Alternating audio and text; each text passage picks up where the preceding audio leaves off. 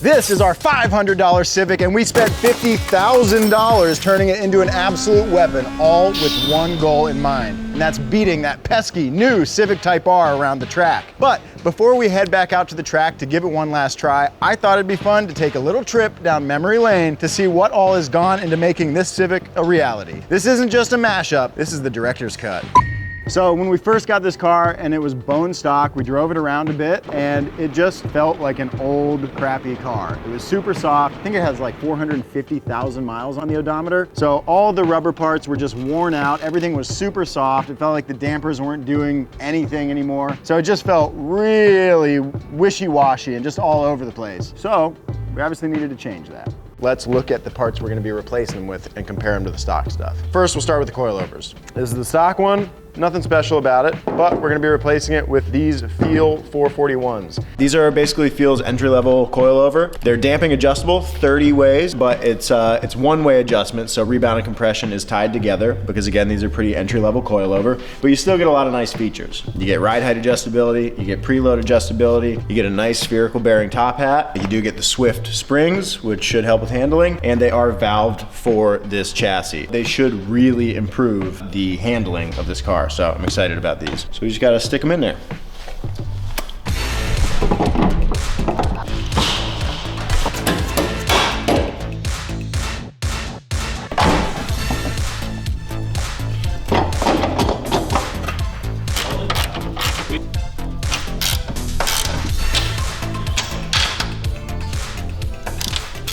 So this is the stock control arm setup, and you can see we've got rubber bushings in 3 places here, one of which is totally gone. And we will be reusing this arm here, but replacing this outer arm like that, and this bushing out here like this. I was just looking at our kind of blown out rubber bushings here. These are cheap, they're good at reducing noise, vibration, and harshness, and they wear pretty well. They're good for most people, but you can see how much they move, especially when they're worn out.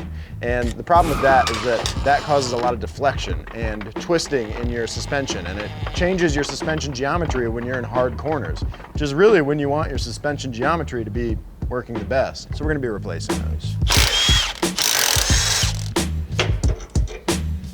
Okay, and of course you could just press these out and replace them with new rubber bushings, with polyurethane bushings, or with spherical bushings like we're gonna be using. So we just got these, they're nicely powder coated, and they come with spherical bushings already installed. And basically that's just a big metal ball in a housing, which allows for rotation and angular movement so that these can move with your suspension like they need to, but because it's a metal ball in a housing, there's really no deflection. So when you're under hard cornering, nothing deflects in any unpredictable way, and you get to actually make use of that alignment that you paid for.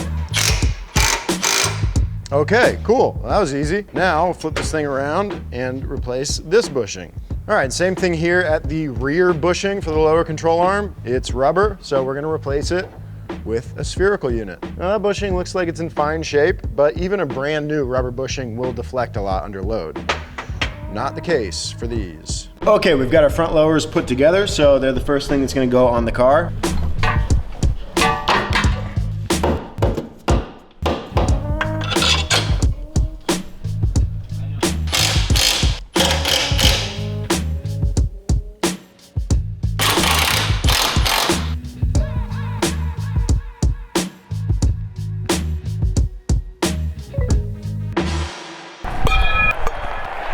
Want to get as close to the MLB action as possible without being tackled by security? Then download today's sponsor, DraftKings Pick 6. It's a brand new way to play daily fantasy sports and win huge cash prizes. And security can't do anything about it. Right now, all new customers will play $5 and get $50 in Pick 6 credits. You know what you can do with $50 in Pick 6 credit? Play even more Pick 6. To get started, download the DraftKings Pick 6 app and sign up with code DONUT. Pick at least 2 players and choose whether they'll have more or less of a stat, like will they have 10 or less strikeouts. Lock them in and then compete for huge cash prizes that, again, security can't do anything about. Get in on the base stealing, the dirt kicking, and absolute dingers by downloading the DraftKings Pick 6 app and sign up with code DONUT. Only on DraftKings Pick 6. Security, stop! This is the stock upper, stamped steel piece with our blown out bushings. And the new one is this. The big advantages of this upper control arm is that you get adjustability in terms of camber and caster. Where you don't really have any adjustability on this stock upper arm, we will have a bunch of adjustability to be able to dial our alignment in exactly as we want it. So I'm gonna slap these in real quick.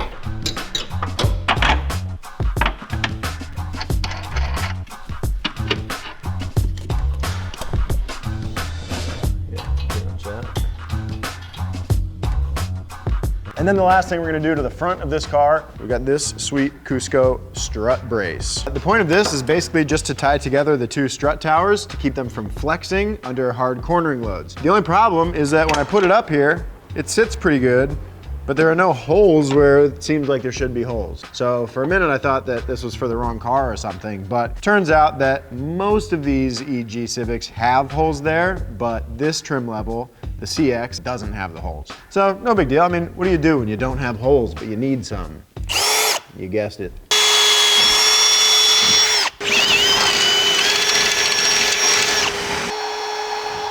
All right, this car might be a bit of a clunker, but it doesn't have very much rust. So since we're drilling holes and exposing bare metal, I'm gonna hit them with some paint real quick.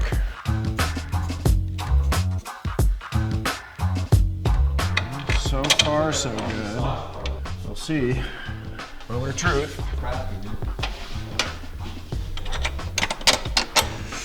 Looks like it works. Woo! All right, the front is basically done, so now it's time to start on the rear. Obviously, we're gonna be using the same coilovers as the front, these feels. And then we've got lower control arms from Megan, basically the same deal as the control arms in the front. Although these are aluminum, which is pretty nice, but the big thing is that they've got spherical bearings for bushings, so that'll tighten things up in the rear. But the thing I wanna talk about at the rear is the thing I've always wondered about. This dang bar. And you know, this is obviously one from Megan, but there are many like it, and you always see them hanging out something like that on the backs of Civics. And I never really knew why that was, what the purpose of that was. And it turns out it's actually got two purposes. First off, this is our rear subframe, and it's pretty flimsy, or so they say. So this helps reinforce it, strengthen it up, and you know, it just gives it a little bit of extra bracing. But it also does a second thing. These cars, especially the lower trim models, don't have sway bars, okay, like at all. This car doesn't have a sway bar in the front or the rear. But adding this in the rear gives us places to mount a sway bar so we can add one to the car. And now you may have noticed we didn't do that in the front. We still have no sway bar in the front, but this is a front wheel drive car, which usually has some understeer. So adding a big sway bar to the rear with this kit will allow us to dial in a little bit more oversteer or close to it and make this car feel a lot better. And now I know what it is. And so do you. So now we just gotta install it. Okay, so I've got news. To install the sway bar that we just talked about, we need to remove the muffler. This massive muffler here, it kind of intersects the area where the sway bar needs to mount. So luckily the exhaust comes apart right here, so I can just take the muffler off, but this thing is gonna sound probably pretty bad. But that's okay, we'll fix it in the future. We'll get a better exhaust.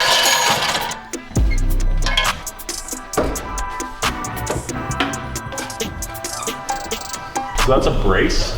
Yeah! But also a sway bar mount. Yes. Dude, I'm so stoked for this. This is gonna be awesome. It's gonna be a hoot.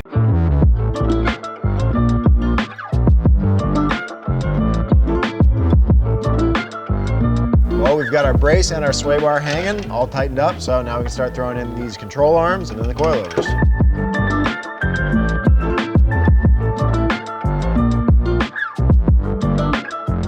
Dude, these are some solid bushings on there. Yeah, they are literally. They're spherical.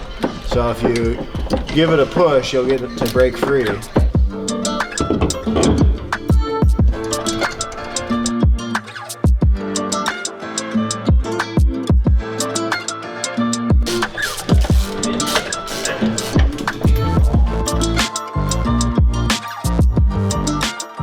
All right, one of the last things we're gonna do in the rear is replace these arms, which go right there, with these. And the difference is, well, not only are these stamped steel and these are tubular, but these are adjustable. And that'll give us adjustment over camber, which is pretty important for dialing in a good performance-oriented alignment.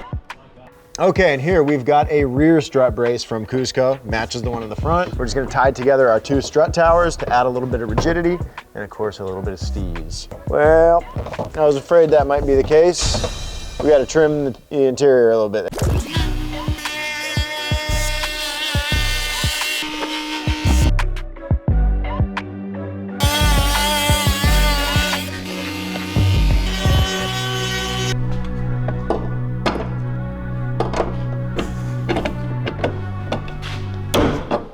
Not my best work, but it works. So once we got done installing all the suspension parts, taking it out for the first test drive was like night and day. We really started to see the light, and I started to understand why people really get into Hondas. Obviously, they're very small cars, very lightweight, especially from like this generation. And once you put a little bit of time and effort into the suspension, it totally transforms the car. It turns into a go-kart. It's very agile and nimble and goes exactly where you want it. So that newfound speed through the corners quickly gave way to more and more brake fades. Just like most brakes on a stock car, they do some stops just fine. You know, you hit the brakes, they can lock up the front tires. The problem is how many times they can do that in a row. And the stock brakes couldn't handle it. And then the super small brakes and calipers also heated up super quick and easily. So what's a cute little fella to do? Naturally, we spent another $5,000 upgrading our Civic with spoon brakes in the front. We also upgraded the rear to a disc brake. Like we've talked about in the past, this is about as base model of a Civic as you could get. So what that means is that the brakes are tiny. And what that means beyond that is that the knuckle here is not gonna work with our new brakes. So we're gonna take the brakes off, then we're also gonna take the whole knuckle off and replace it with one from a higher trim model Civic.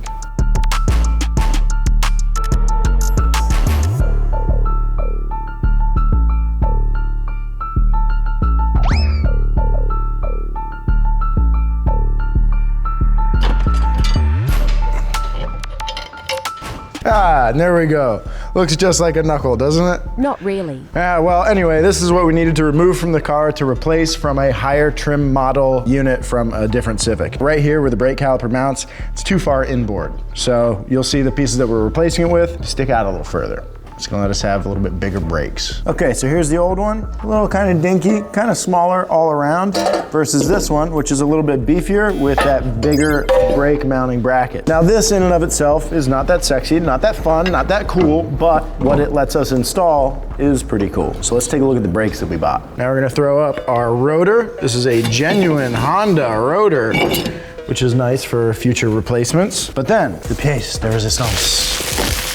We got some Spoon brakes, baby. And that thing is lightweight. Spoon is known as one of the best, most revered aftermarket performance companies for Hondas. The parts are known to be really high quality, as well as really steezy. So these things are gonna look awesome when they're installed, and they're gonna work even better. They're a 4-piston design, so we'll get nice, even pad pressure on a bigger pad, so we'll get nicer bite, and they're gonna dissipate heat really well. Partially because they're larger, they can handle more heat, but also they're made out of aluminum, so that'll help us resist fade, which those are the two things we're looking for. Now you can't forget about the lines. We also installed these Spoon stainless steel braided lines. These don't flex at all when you hit the brake pedal, which translates to better brake feel. So as we're flying down the canyons, I'll know exactly what's happening through my foot. It's gonna be great. I can't wait. Ooh. Ah. All right, and in true Spoon fashion, the brake pads are yellow. Blue and yellow, baby. Pop that guy in there, and this guy right up in to here. Yeah, getting all hot and bothered. Anyways, while I work on the brakes, Shop Daddy Adam is gonna replace the master cylinder. There it is. This is the old brake master cylinder, and all this does is just send the fluid front and back when you press on the brake. This one's bigger. Since we've got more fluid, bigger brakes, and disc going in the back, we need this one from just newer Integras. It's a direct bolt-on, easy swap. Okay, so at the rear, we have drum brakes, these little units. These were very commonplace up until not too terribly long ago. Basically what's going on in here, there's 2 brake shoes, which is basically the brake pads, and as you hit the brakes, those are forced outwards, and they push against this outer drum to slow the car down. And they work okay. They're annoying to work on, and they're not very good at braking. So we're gonna get rid of these and replace them with some discs. So down here, I have a whole trailing arm setup from an Integra that came with disc brakes. So we got to take all this out, put all this in.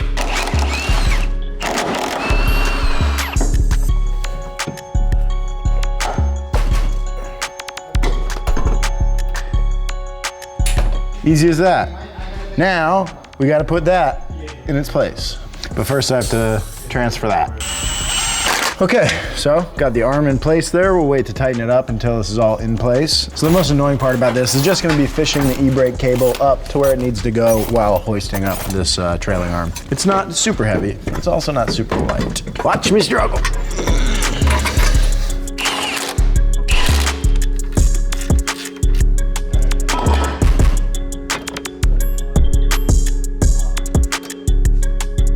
So we replaced the drums with the disc for a couple reasons. We save a little bit of weight and we get a lot better braking. Coupled with the front brakes, this thing is gonna be a stopping machine.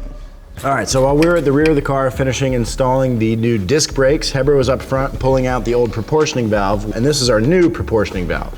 And what the proportioning valve does is kind of what it sounds like. It proportions the amount of brake power that goes to the front brakes versus the rear brakes. And since we have disc brakes in the rear now, we're gonna want a little bit more juice to go to the rear. So this proportioning valve is from an Integra, and it's from a car that had disc brakes to begin with. So we're gonna put that sucker right in there, and then we should pretty much be good to go. So in addition to the brakes that we're putting on here, we are scavenging the wheels and tires from the Miata, just for now, but I want this thing to look a little bit cooler. Though the fit is gonna be a little aggressive, so we need to roll the fenders. However, our fender roller is a little too tall for the job, so I think it's gonna be hammer time. Stop! Stop! Jimmy! You're hurting the car! Watch me! You wanna try? No. Don't get near me with that thing. That might be just enough. We'll check, and then probably hammer some more.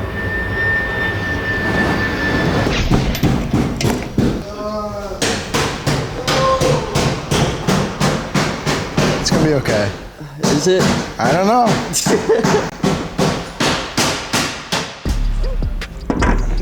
That's gonna be good.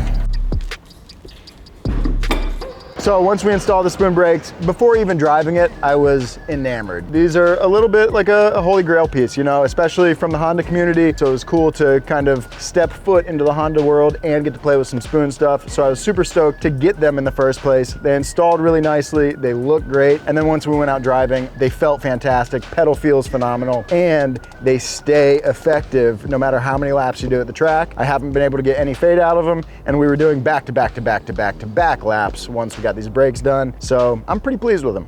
So with cornering and brakes now totally under control, our attention quickly shifted to how incredibly slow this thing was.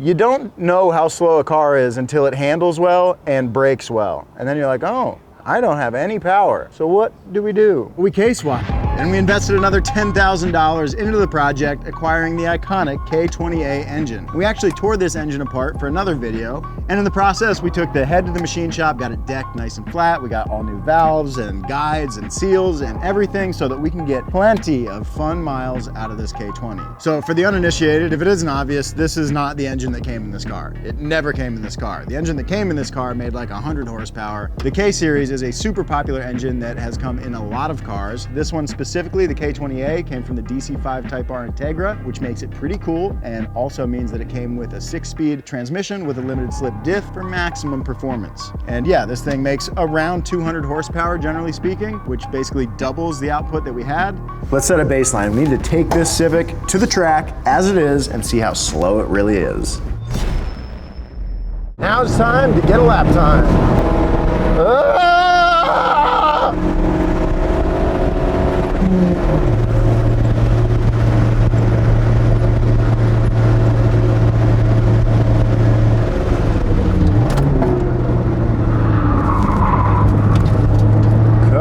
Yeah.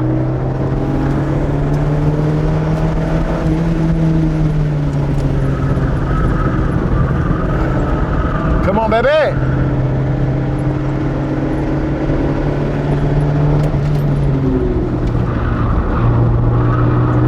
Flat out through here.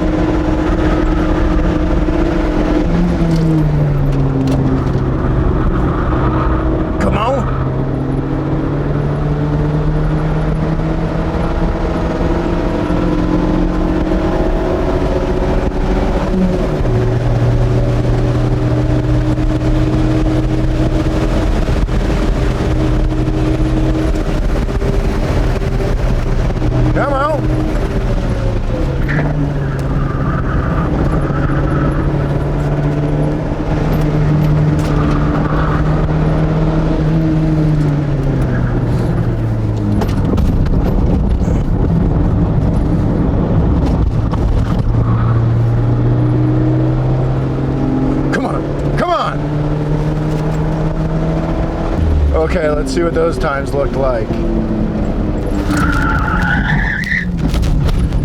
Exit the track safely, please, and thank you. All right, Job, you just ran at 141.67. Blazing fast.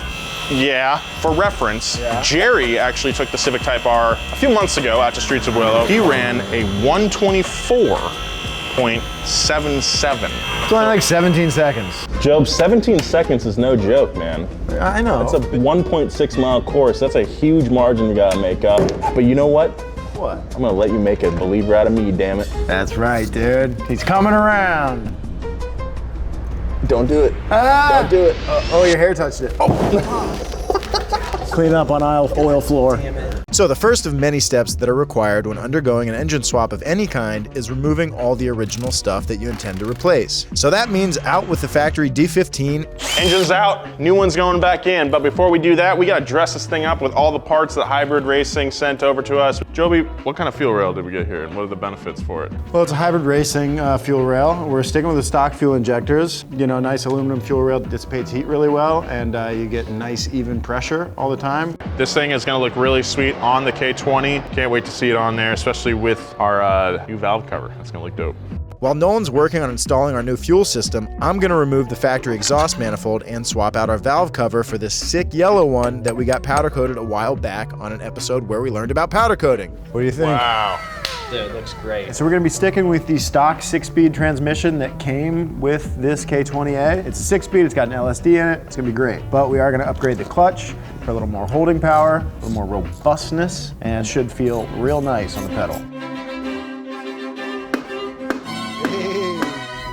Engine, meet transmission. Transmission, meet engine. They are now one. All right, joining us for this swap is Brian Gillespie from Hassport. He's like an OG in the Honda world. Developed the kit to do this swap in the first place. We've done this so many times. This kit alone sells 60 every month.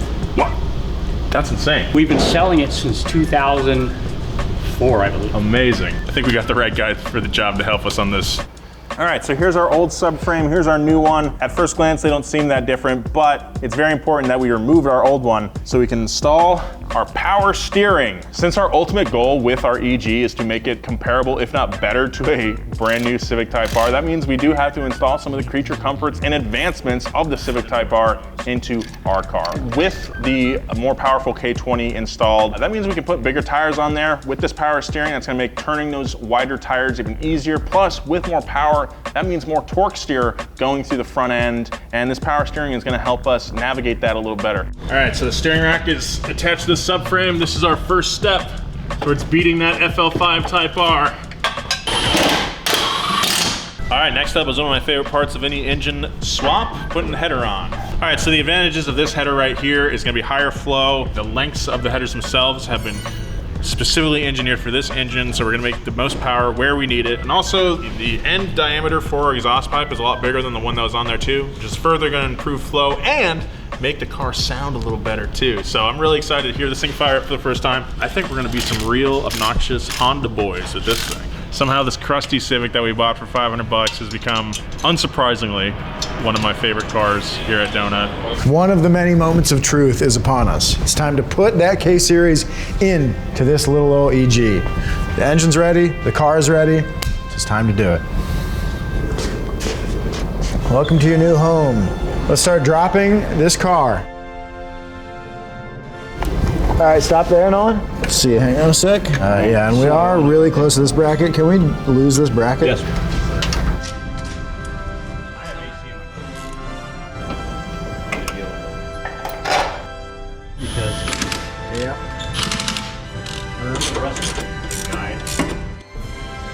I'm really happy. I mean, this thing looks great. I think we're both believers, but you know, seeing the engine in the engine bay is a big step. Okay, so for our cooling system, we're gonna be upgrading that to match our new K-Series engine. So we've got this Hybrid Racing radiator, and it is about almost triple the width of the stock one for some increased cooling capacity, and it looks pretty good too. There's a lot of stuff left to do to get it up and running. So we need to do things like install a fuel pump and the fuel lines. We also have power steering now to get the shifter connected. We gotta do an intake. That's the majority of it. Oh, radiator and fans. And in theory, once we do all that, this car will run and be ready to go to the dyno. These axles are pretty easy to install. You just gotta get the hub out of the way. So to do that, I've disconnected the lower ball joint here and the lower suspension mount.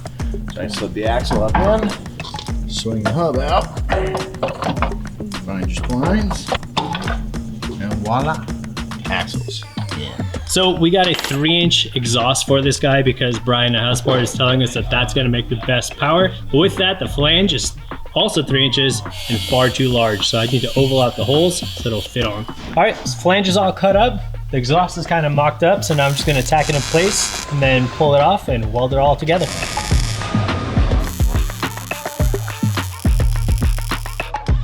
Looks half decent, probably won't come apart. So it's gonna go in for the last time, I hope. My buddy Mike Day also happened to be in town for a visit, so naturally, I put him straight to work. All right, so I have the new pump in the factory hanger here. So I'm gonna slip this back in, and we'll have all the fuel pressure and flow we need for the new swap. While Brian and Mike wrap up the odds and ends for the cooling and the intake, I'm inside the car getting the shifter situated. All right, so one of the things I'm most excited about is this little bit of kit. It's our shifter from Hybrid Racing, and it's really sick. It's originally from an RSX, but they gave us an adapter plate that lets us put it in pretty much anything. So it's in place, we got the cables routed, we got all the hardware tightened down. Now we're just gonna tighten this down to set where the shifter actually sits and feel the first shift.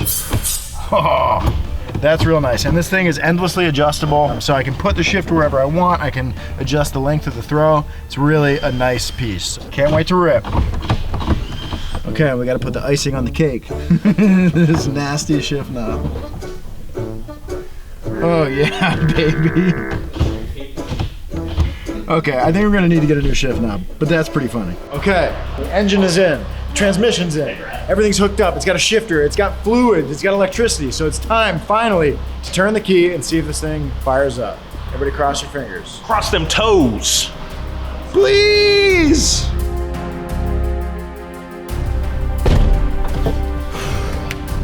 First fire up. It's gonna be fine. Keys in. Fuel cycles.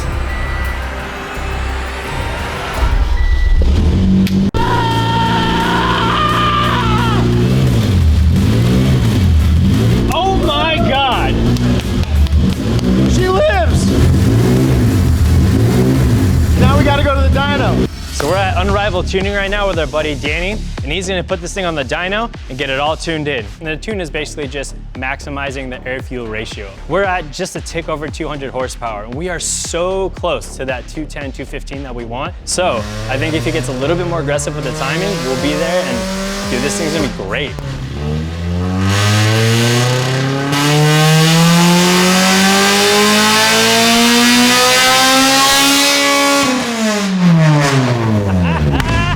There you have it. We hit 208 horsepower, 157 torque. I'll take that all day. Zach, have fun with it. We are back at Streets of Willow with the Civic, freshly K-swapped. It's got a whole new K20A. It's got a 6-speed with a limited slip dip. It's got a sick shifter. Oh, baby. It's got power steering. And it's got probably about triple the horsepower it used to have. This feels like a whole new car. This thing screams like a Banshee. The Banshee of Inglewood.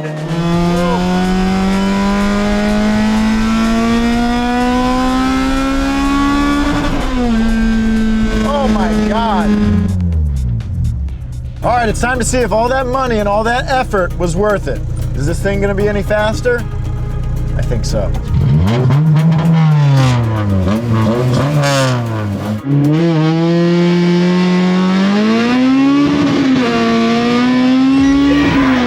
All right, so it's clear that the car is faster, but now it's time for the fun part. We're gonna run some laps here at Streets of Willow and see how much I can improve on our last time when the car had the original engine in it, and that time was a 141.6. I don't care that much about the time.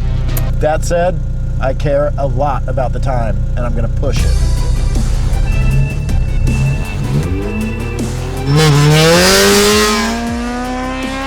While Job gets warmed up, once he crosses the start line, I'm gonna hit the start on this timer.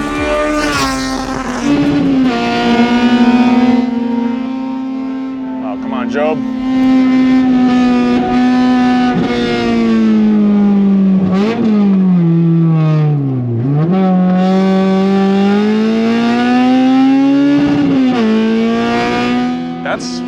sports car stuff right there. So I think Joby's got it.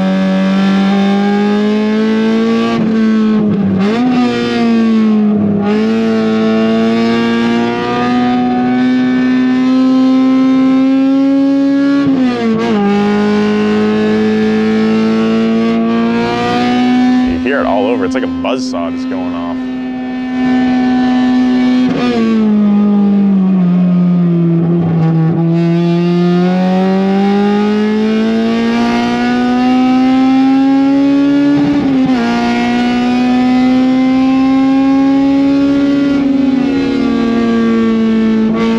I think we're gonna beat that Civic.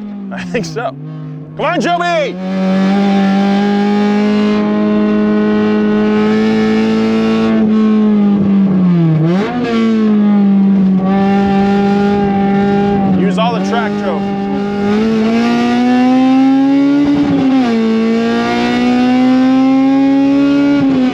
What's my fastest lap? 128.45 was your fastest lap.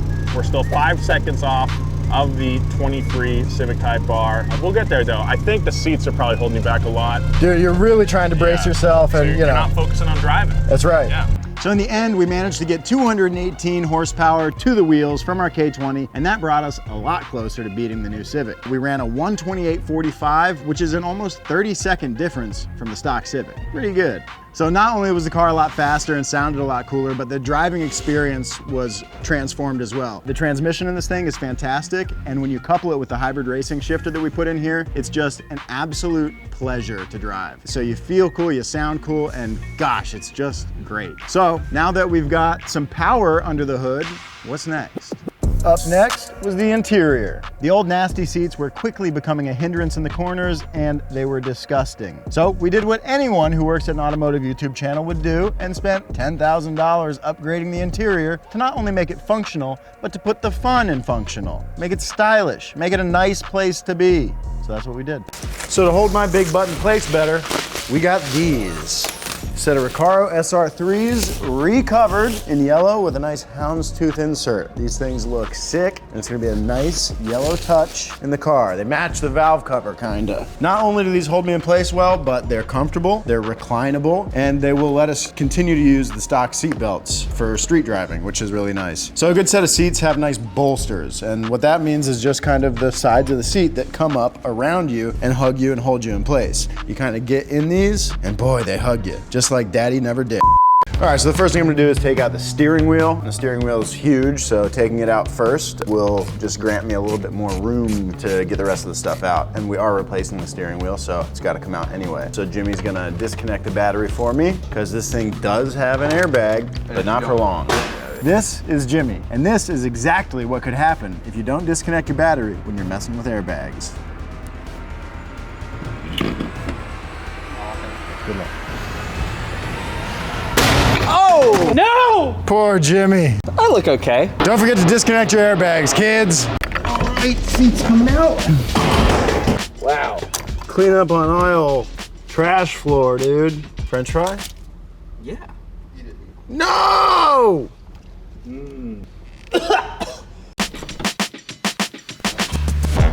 So we're just popping out these plastic clips that hold the carpet in, because we're gonna get this nasty carpet out of here. This thing stinks. I hate it. I can't wait to get it out. Yo, Jimmy! No. Bring out the shop vac. All right. When you do a K-series swap, the ECU tends to kind of hang out in the center portion of the footwell, and you have nowhere to bolt it up, and that sucks. We don't want this thing knocking around. So these cool little brackets with rubber grommets on there, you put the ECU on top, and it helps isolate from heat and vibration. Pretty nifty. That's a steam cleaner, baby. Just cleaning stuff with the power of hot water. These things work great. And no harsh chemicals, neither.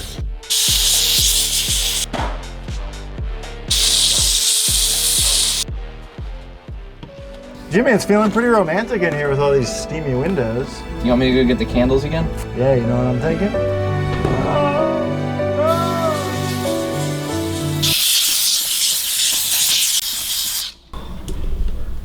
Okay, in addition to a lot of nice touches for the interior, we're also gonna be adding some safety. So we got a roll cage from Auto Power. It's a bolt-in cage, which should make it pretty easy to install. And the difference between a bolt-in cage and a weld-in cage is pretty much what it sounds like. This cage will bolt into the car. It's time to mount our roll cage. Just need to remove these interior panels because the rear bars will intersect them, so we're gonna have to make holes in them. I do wanna put them back on. And then once we have the cage mounted, then we can work on putting our new carpet in, which will also need to be trimmed around the cage. This thing is gonna be beautiful. Yeah, this is about how it should fit, and it fits pretty good. Nice and tight up against the B-pillar and pretty close to the roof. Should be pretty easy to install. I'm gonna go grab a Sharpie and we'll mark our hole spots. Then we'll take it back out, make our holes, and then we can bolt this son of a biscuit in. Well, I need access to the top of the wheel well at the rear here to get to the underside where the hardware goes for the cage. So just picked it up, yanked the wheels off. Jimmy's almost done cleaning the plastiques. Adam's messing around with the carpet, throwing it in. He's gonna trim spots for the cage, and then we're all gonna meet in the middle. This carpet only costs us 135 bucks, and it's gonna actually transform the inside of the car. You know, in a lot of cars like this, you strip out everything that you can, everything that's unnecessary. Carpet is technically unnecessary, but then the car gets really loud and hot, and it's not as nice a place to be. And we want this to be a nice blend of things. It rips and it makes enough power that I'm not concerned about wasting a few pounds on carpet. Yicky. There's a lot of cuts not made though. So basically, yeah, the carpet isn't expensive, but it comes with no holes. So there's gonna be a lot of in and out, in and out. You wanna lay it into the car, see where you might have to cut some holes, mark it with a pen and cut. Remember, cut less, because you can always cut more later. It's coming right along. Now that we've got the carpet in there and we've got holes cut for all the bolts and things, it's time to throw the cage in and see if it fits. I mean, it should, but our holes could be in the wrong place. You never know. Okay, well the good news is the cage fits. The bad news is we forgot to put in the headliner first. Speaking of which, let's take a look at it. So we took some of the stock stuff out of the Civic, like the headliners and a bunch of the pillar trim, even the visors, and we sent them off to an upholstery shop and they covered them in Alcantara. So this is really becoming a luxury Civic. It's gonna be sweet. Let's take a look at the headliner. Oh baby, what is this, a Mercedes? Yeah, that's nice. We need to install it, which means we need to remove the cage. So whenever you're putting a headliner in, you want to be super careful. It's long, it's quite flimsy, and the last thing you want is to bend this thing, especially when you just get it wrapped. So be careful, grab a buddy, and get it done right. That's nice. Dude, look at this headliner. Alcantara. We're taking the whole cluster out because this car has no tack in it. So we have no idea where the engine is at all. So Chuck and Neil went in so we actually have some sort of premise or idea. I've got Heber jacking up the front of the car right now. We're gonna drain the coolant because we're gonna put in two aftermarket gauges. One is for water temperature, thus the draining of the coolant, and the other one's gonna be oil pressure. Those are your two most critical vital signs to know in a motor, because if one of them is either getting too high or too low, you know you should probably pull over and check something out. All right, time to hook up our gauges. So these are cool because they're precise. When the water temp starts moving on this needle, probably not a good day. So we wanna know before anything starts happening. Apex is pretty easy to install. This is your brain unit. All you need to do is provide power and ground to the box itself. Then you hook the wire from the gauge straight to the brain, then the sensor straight to the brain as well, and you're all set. Any good car has good pedals. So we got a set of Mugen pedals. They look sweet and they will feel sweet. So I'm just gonna yank off the old rubber pieces that have been on for probably since forever and replace them with these fine pieces. They're a little bit bigger, so we get to close up the gaps between the pedals, which is good for car control. We're getting close. We've got most of the stuff installed, just a couple big things left. You may notice I'm taking off the wheels. These wheels belong to the Miata, and they're going back to it, which means the Civic needs wheels, which means we got wheels. TE37s for the Civic. It's a 15x8 ET35. These are super sticky tires and super sicky wheels. These are gonna look awesome. I've always wanted a set, and now I got a set. This thing's come a long way in a short time. Can't wait to get these on, get it on the ground, and look at it.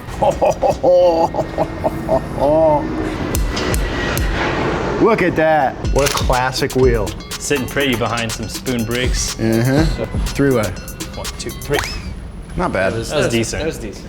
We've got a WorkSpell hub. This will help us attach our dogfight wheel that we've got here. And this will just have you feel the road better. And it's just nice because it's literally what you're touching the entire time. So might as well do it nice. Old wheel, new wheel. Old wheel, about 15 inches. This guy is 350 millimeters. Now it doesn't sound like a lot, but that's quite a bit of leg room that'll free it up for Joby and me. So along with our steering package, we got a quick release. Now this is kind of cool for a couple of reasons. One, it makes it easy to get in and out of the car by just popping this off, detaching it from the column itself. Also, you could kind of use it as a theft deterrent because you could walk around with it in the mall, you'll look super cool. A lot of people will think your car is awesome. So it's got two little benefits. Ready? Oh, that feels great. Heyo. That looks so good. We're coach builders. Yeah, we are. All right, carpet's in, wheels are on. It's pretty much time to throw the seats in, stand back, and admire our work. All right, so with seats, usually a good idea to get some harnesses, especially if we're gonna be hitting the track. These are 2 inches and they'll accommodate a Hans device as well. Plus it's a little bit thinner, so it's not as bulky on the neck area. So it's nice. So Job is finishing up the rail on the other seat. All we need to do is chuck it in and dude, we're pretty much done here. The hot dog. Looks pretty sick. God, it looks like a whole new car. These seats feel great. They're a great crossroads of comfort and support. You know, I really feel like I'm held in here well without being restricted or uncomfortable. I am so excited to have these seats in here. And the wheel, oh my God. And the pedals, wow. And look at these gauges. Just look at them. And then, look at that. A whole new headliner. Wow, a cage. Oh, the carpet. A functioning dome light? What the f? It feels like a nice place to be now. It feels great. And Nothing's it did not before. gross. The shifter looks sick on top of actual carpet. I know. All the like white touches, the new white gauges, these white gauges, the white shift knob. Yeah. Looks so sick. I like this blue stitching. Yeah, a little touch of blue, splash of yellow. Let's go. Pretty hot. We did one other thing that we didn't really mention. Previously, this car was just straight piped and it was mind-bendingly loud. It was way too loud. So we threw on an exhaust and it's time to hear what it sounds like. Jimbo, fire this pig up. Fire it up. Oh, yeah. Much tamer, I like that. Let's hear something. More.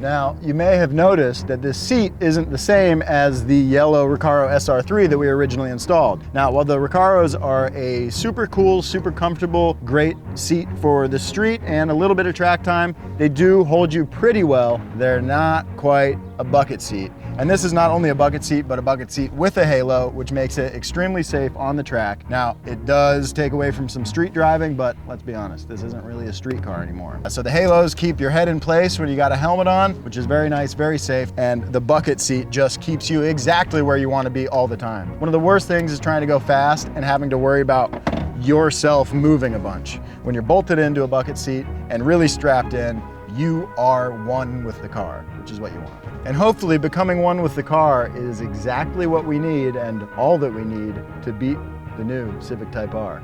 So it handles well, it stops well, the interior is nice, it's a fun place to be, we make power with the engine. So what do we do next? Well, we do individual throttle bodies and cams. Now, they didn't make us a load more power, but they did make us some more power and increased our rev limit. Our rev limit is now 9,000 RPMs, which is pretty fun. And between that pretty high rev limit and these ITBs, the sounds this thing makes are pretty damn good. As always, before we install the new stuff, we got to take off the old stuff. So that means getting the intake manifold and everything surrounding it off and getting the valve cover off and getting down to the cams. And to make sure that we don't screw anything up, we got the boys from Drag Cartel here to give us a hand. So it should make it pretty easy, right? Why'd you say right at the end? Because, right?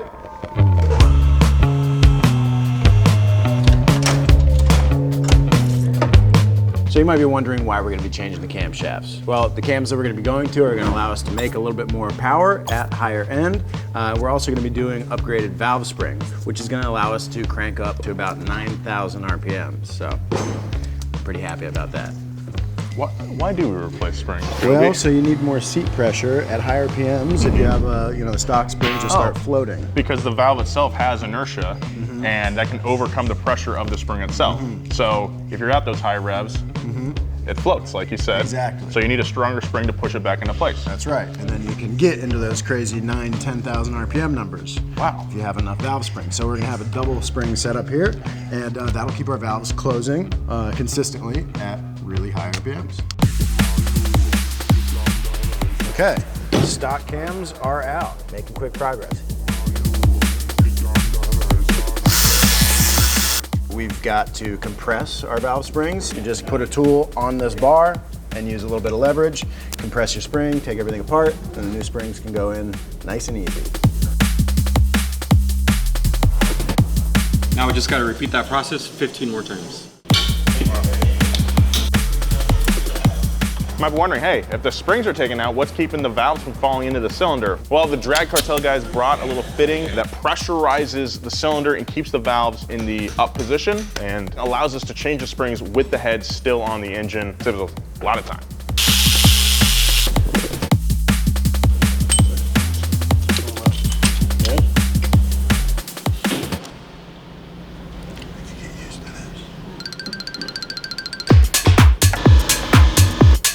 So a good set of camshafts for performance application is going to have a little bit more lift, which means the lobe is a little bit taller, which means it opens the valve a little bit further, and it'll have more duration, which is the kind of sharpness of the curve there.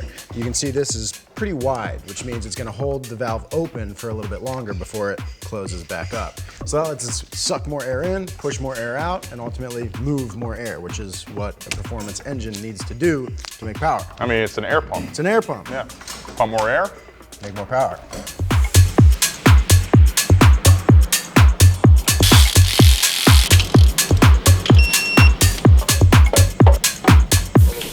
Nice.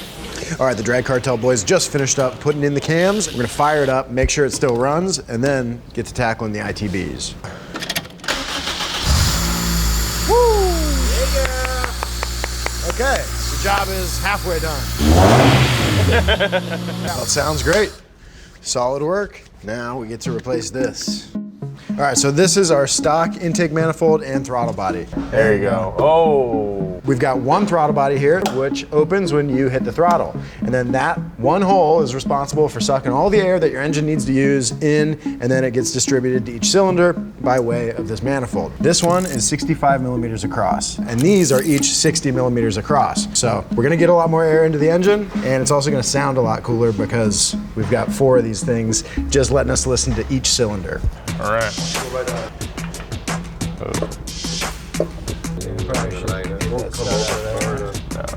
Fill that up? I just want to see how far we have to go to get to that. It looks like about a ½ inch. I mean, it's like that's not happening. One more. Yeah, it appears we have come to an impasse here. Why? Gentlemen. Well, our power steering pump is making contact with the stack right here. We can't get it to come over far enough. Well, we're definitely doing ITBs, so I guess we're gonna delete the power steering that we just installed. Maybe this is a good time to explore electric power steering. We might have to. I mean, is this bracketry gonna be in the way too? No. So once this is off, you could just literally Stop that. Should make it pretty easy, right? Why'd you say right at the end? Why'd you say right at the end? Okay, so we are gonna do something about our power steering. We're not exactly sure what, but one thing that needs to happen is the bracket needs to be cut in half. So, me and Nolan together are gonna cut it. 4 hands, 1 angle grinder. There goes.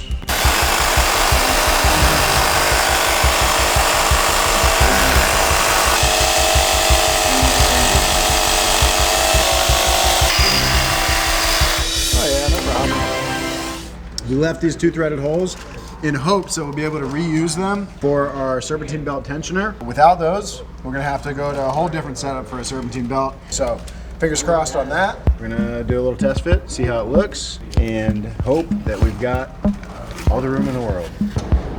Oh man, something feels like it's making contact. Oh, yeah, it's just sitting right on there. Looks like, unfortunately, we're gonna have to lose this threaded hole, which means we lose the ability to use the tensioner that we had. So, back to the Sawzall.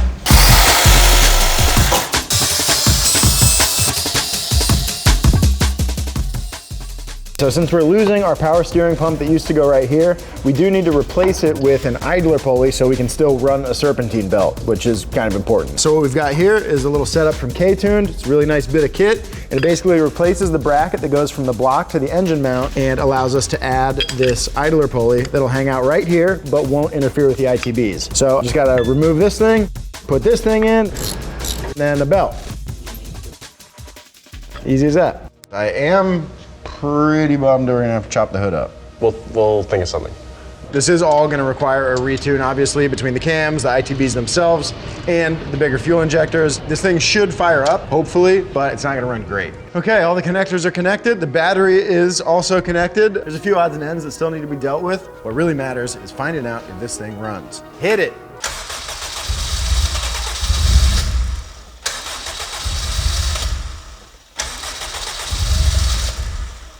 Yeah, I mean, that's close to what I expected.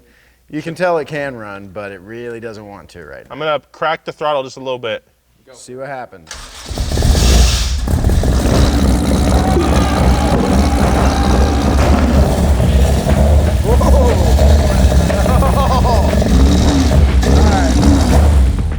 That was sick. Did you see that fire? Now, the ITBs and cams didn't really move the power needle all that much, but it's as much about the sound and the experience as much as it is about destroying your adversaries and taking down that Civic Type R.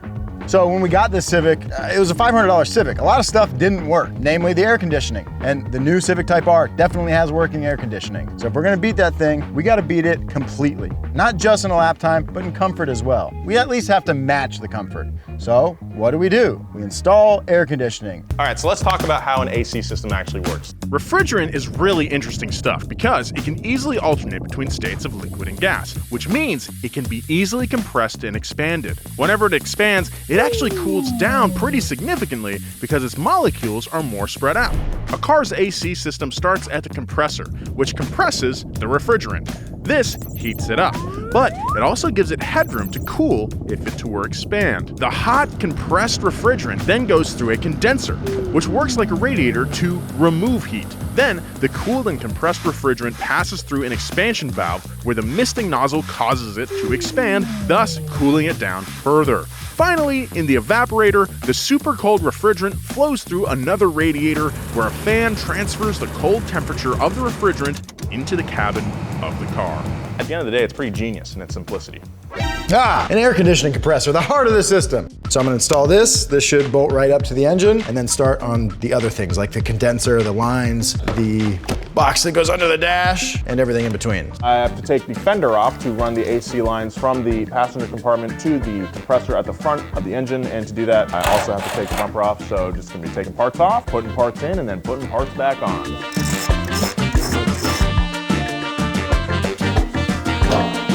Hey, look at that. All right, the fender is off, and now we can run some AC lines.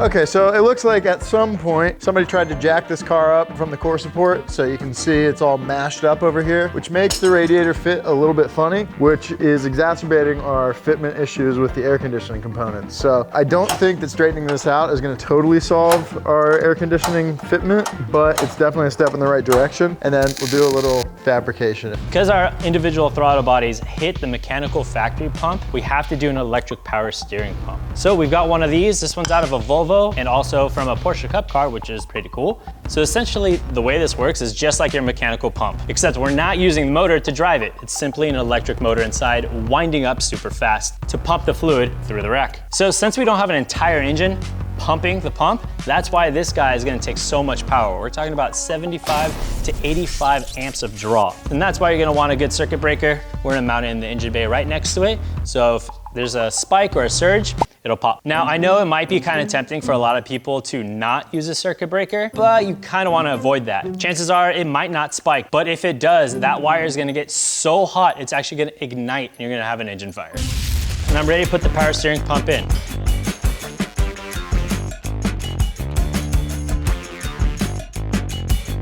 All right, so to secure the fans that we're installing, we've got these little units right here. They're pretty simple. They're basically just zip ties, but the zip tie part of it is separate. So you've got this tail that you can see has all these little steps on it, which interacts with this guy. This just clicks through and you cinch it and basically just put it through the fins on your radiator, and you get to just stick your fans to your radiator with no shroud, which you know, some people I think aren't a fan of, pun intended, but they work pretty well. They're very simple, and unless you, for some reason, need a radiator shroud, this is a really simple way to do it.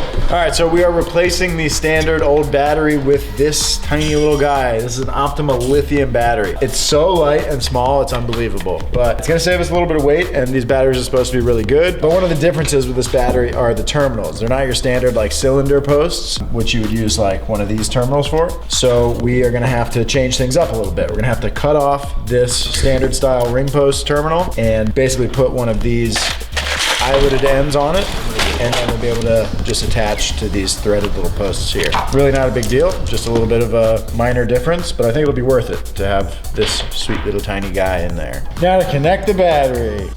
It does work. Very good, very good. I've got the fans installed, so I'm about to put the condenser in for the last time. We're buttoning things up. All right, pretty much all I've done is take the fender off and put it back on, so let's do it. Dude, what you're great at. Now it's important that I don't tighten all the bolts right away because we want to get the body, like make sure the gaps are perfect on this thing. You know, it's like on a pristine car like this, fitment is of utmost importance. Moment of truth. It's time to see if I wired everything up correctly on the power steering pump. How are the odds? 50-50.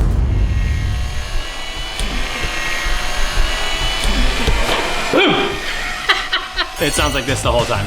This is how you know we have a real race car. It is kind of wild to have power steering with the car off. I think it's on the condenser. Yeah, you're touching the cylinder over here. Okay.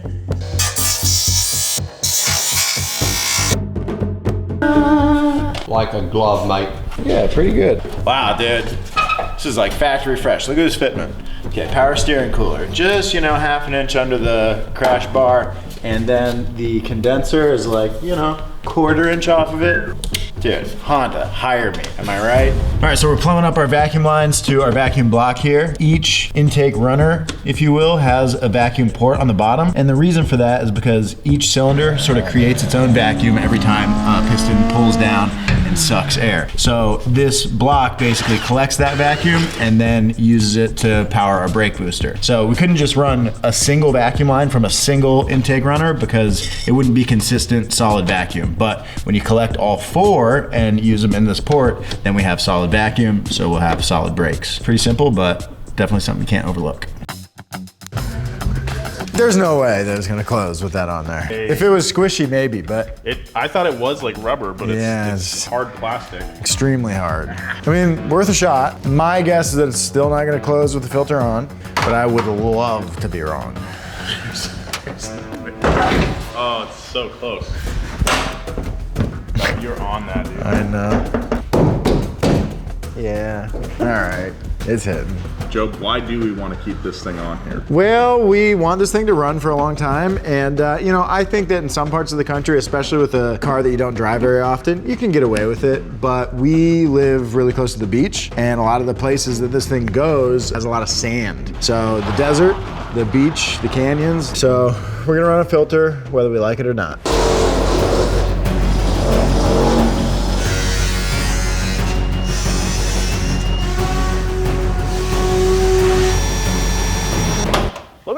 Dude. Hey. Dude, that looks sweet. That's not too bad. Yeah. Joby? Nice, dude. Good. It looks about how we imagined it. Yeah, that's great, which is good news. Yeah. One step at a time. Wow. It's got a little tribal tattoo poking out. That's cool.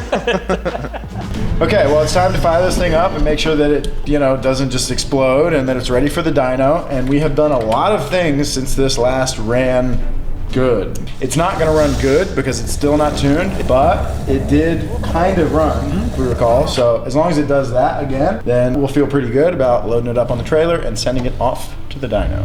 I hope we plugged everything in. Oh. Sounds. What are you trying to do? Just manually turn the motor over. Yeah, it's not working very good. My guess is something to do with the battery. It's pretty slow crank. Give it a little liquid courage, you know? Yeah, we could do that. Spray in real quick. Open. All right, go ahead.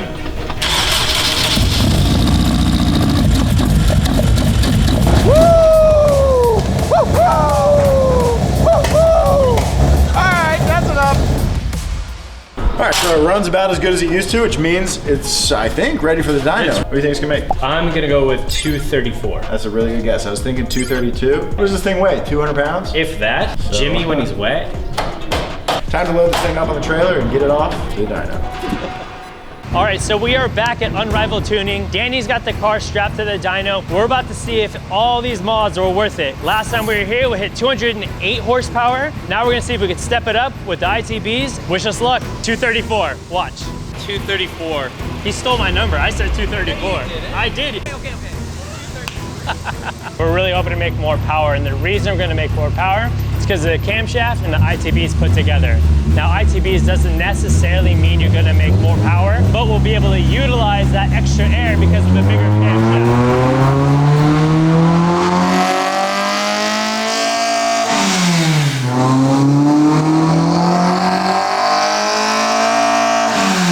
We're sitting at right about 220 horsepower, not too bad. We're gonna give it a couple more passes, see if we can eke out a little bit more power, and then after that, let's see if we can take it to the CTR.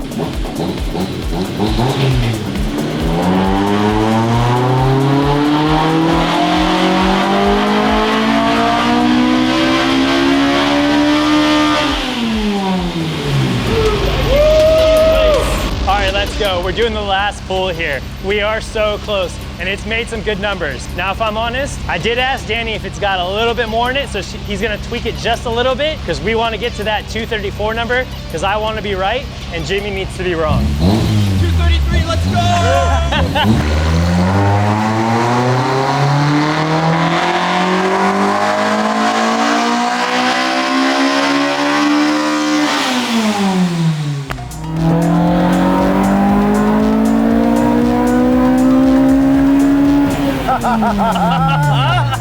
Oh boy, that's 9,000 RPM. Is 9,000 RPM of glory. Okay, now I gotta know, how much did she make? On the dyno, she made 230 horsepower. Wow! Yeah, to the wheels, right? Like that's great. But I think we're at a point where we might actually be able to beat it. Now, the last thing we wanted to address before attempting to best the Civic Type R was the entertainment system. You know, the new Civic has a great sound system, and it's nice to listen to. So this Civic needed some upgrades. It still had the original head unit with a bunch of blown speakers that probably didn't sound good to begin with. They sounded even worse when we got our hands on this thing. So we thought it only right to make another video and attempt to make our Civic as comfortable and entertaining as a modern day Civic. So we installed a stereo system.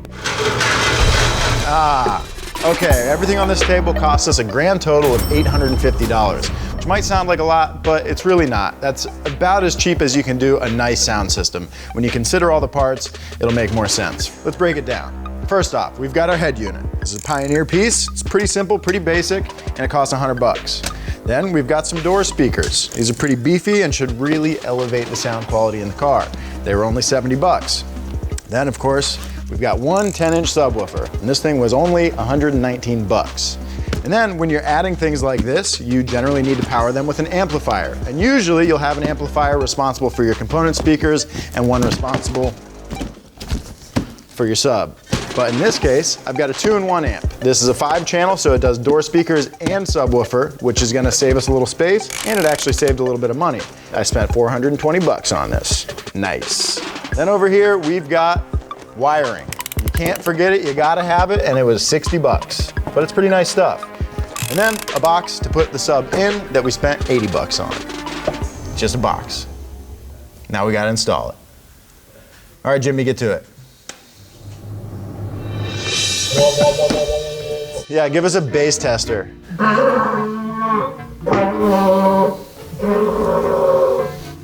There's something wrong with this guy. So to get to the door speakers, I'm gonna take off the door cards and then they will be readily removable. Come on, I don't wanna break it. She's seen better days. Okay, now we've got these old dogs out of there and we're almost ready to put the new ones in. The question is, how do you choose a new set of speakers? And there's really a couple things you're looking at. First off, the size of them. So these are 6.5-inch speakers, so I ordered 6.5-inch speakers to replace them with, which means they'll drop right into there, they fit in their home, and that's great.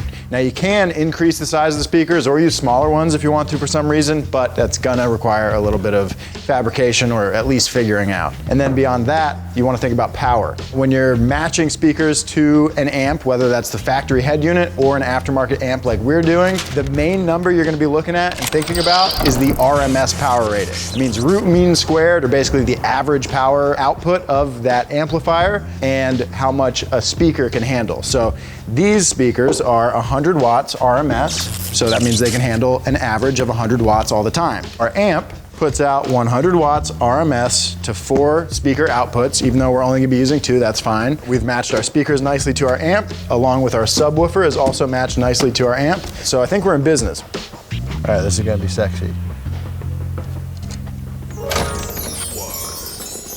Sorry, that was too sexy, I know. The first thing we're gonna do is wire the car up and get it ready for our new stuff. You can reuse the factory speaker wires, but I wouldn't really advise it. You know, if you're going this far, you might as well rewire the speakers with some nice speaker wire that can handle the increased output of your new amp. One thing you'll see a lot in like speaker wiring like this is whether or not the wiring is OFC or oxygen-free copper. And oxygen-free copper is the best stuff. It gives you the best signal, the best clarity, and it's generally just what you should use. First off, right here, we got RCAs, and this is what's gonna take the sound signal from our head unit back to our amplifier so it can amplify it and then shoot it out to our speaker wires to our various speakers. So we gotta get this up to the head unit region, and we gotta get some speaker wire to the doors, handful of other little things like power wire up to the battery. It'll be done in no time. This is everybody's favorite part about wiring stuff. Blood rushing to your head, makes you feel good. Just making sure I have these RCAs tied up and totally out of the way of the pedals. The last thing you want is your foot catching while you're trying to use the pedals, let alone anything even touching your feet will just make you think about it. And for a car that's gonna go on track, I wanna make sure everything's tied up, out of the way, and is not gonna interfere with the driving. Who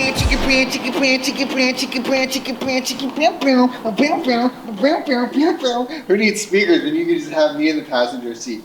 All right, well, Joe can handle the wiring. I'm gonna take care of some odds and ends like a new floor. Now, this is gonna support the weight of the subwoofer, and it's gonna be able to be mounted to the actual chassis of the car, which is really important.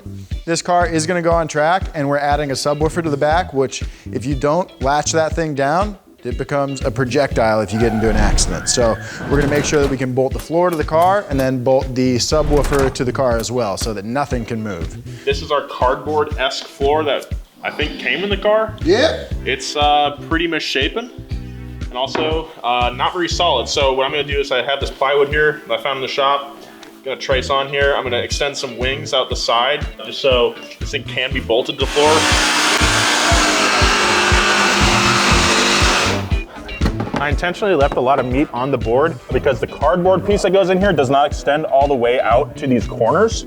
This is the outline of where the original cardboard was. It doesn't go all the way out, so I think I'm gonna tape some cardboard to that original piece, make a template of where I need to cut here, and hopefully that can get us in the right ballpark. Almost there. Yeah, getting close.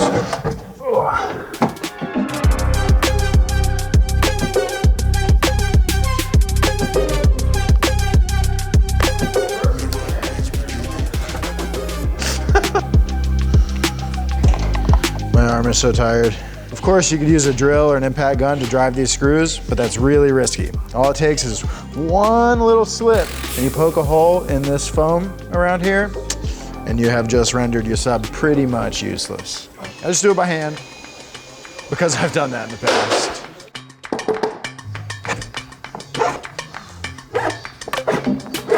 Okay, here we go. Hey, it's pretty good. All right, Nolan's got the floor done, so I'm just gonna kind of drop this thing in here and see how we want to mount it. See how it fits with the strut bar in place. Oh, that might be money, honey. I want to make sure that there's no way that even if you drove into a wall at 50 miles an hour, that this could move forward. We'll have brackets on the sides, and then the strut bar will be right here, preventing the sub from being able to go forward no matter what. I'm just thinking about packaging, and we could rotate it either way, but then you get gap here, and I really like how nice and tight. That's secure. Yeah, that makes me feel good. In a car this small with a sealed box like this, I think you can point it pretty much any way except for down. Cool. And achieve pretty similar results. So the fitment is accidentally perfect. Let's talk about the box for a quick second. It's a sealed box, which means there's no port for air to move in and out of the box. This thing is just over 1 cubic foot in volume inside, which is matched to the speaker itself, which is information you can find from the manufacturer on any speaker. Sealed box is going to usually be like a more tighter, more crisp bass, rather than a ported box would be more boomy and will thump a little bit harder. But I figured in this car, we wanted it to just be tight and crisp and sound good. It's also a 20-year-old Civic that will already rattle pretty bad, and a ported box definitely exacerbates that. You may have seen me build my own sub box in the past and might be wondering why I didn't do that this time.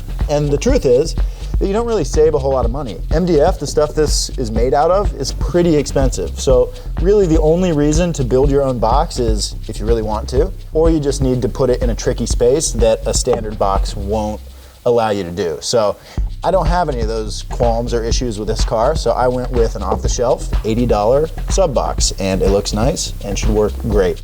So now it's just time to get it all mounted in, plug in all the wires, and let this sucker boom. We can put the amp on this side, I think. And mount, mount, mount, mount.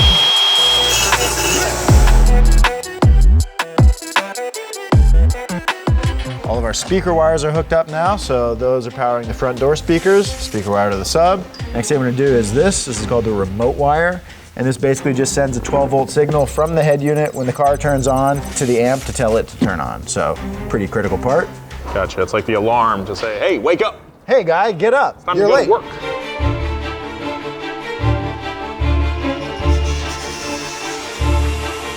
All right, so this is the moment of truth, really. I mean, we've installed a lot of little bits, and it sort of all has to work.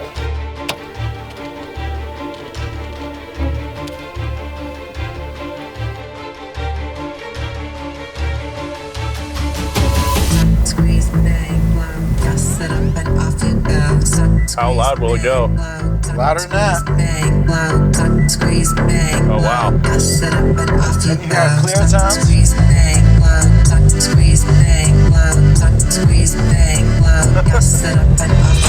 That sounds great. That sounds awesome, yeah. It sounds really good. It's very punchy, Yeah. but not overly so. It's not rattling our teeth. Exactly. It's well-rounded. It's rounded, dude. This car is officially at least as nice as a new Type R Civic. Oh, yeah. Hands dude. down. 100%. Give me this every day of the week. So with all that's done to the car, it's basically a brand new car. We've touched every square inch of this thing and upgraded all of it. So much so that it might be as good as a new Civic Type R. And who knows, maybe it'll even be as fast as a new Civic Type R. But you know what? Even if we don't beat the time, the truth is, I don't really care about that. In all seriousness though, all I really care about when we go to the track is doing better than I did last time, improving myself, and that comes with seat time and it comes with track time. You go to the track, you get some seat time in a car that you built with your friends. It's a formula for fun. So let's go put that formula to the test and have some fun at the track with the boys and see if maybe, just maybe, this car is now faster than a brand new Civic Type R. We made it to Willow Springs International Raceway in the Civic for a Speed Ventures track day. The goal of the day is to put down a lap time faster than the modern day Civic Type R. Now last time we were here at this track in this car, we were 1.6 seconds slower than that Civic Type R. But even if we don't manage to beat that lap time, this has been a great experience, a super fun build. I absolutely love this car. It's turned me into a certified Honda boy, and Nolan too. He got a Civic because of this Civic. Now let's get some frickin' driving in. Okay, let's see what this thing's got.